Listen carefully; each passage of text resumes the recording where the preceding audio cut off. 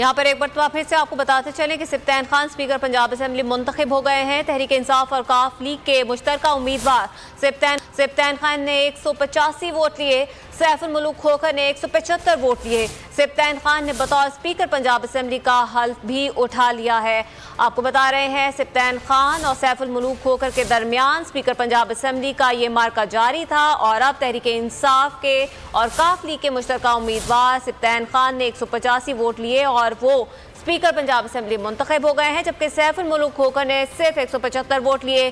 सिप्तान खान ने बतौर speaker Punjab assembly हल्फ भी उठा लिया है। सिप्तान खान अब स्पीकर पंजाब असेंबली मुंतखब हो गए हैं। तहरीक इंसाफ और काफ लीग की जानिब से मुश्तरका उम्मीदवार पंजाब असेंबली में खड़ा किया गया था और सिप्तान खान ने 185 वोट लिए हैं।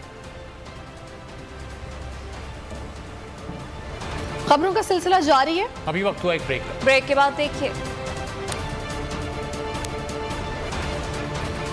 खेलों के रंग।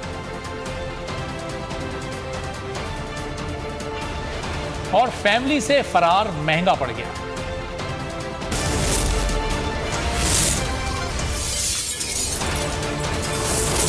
World News Headquarters। मेरी फेवरेट शर्ट ये तो गई। अब नया सर्फ एक्सेल करें सख्त दाग दूर और अपनी सॉफ्ट पर्ल टेक्नोलॉजी के साथ रखें कपड़ों की नरमी भरपूर। सर्फ एक्सेल सख्त दाग।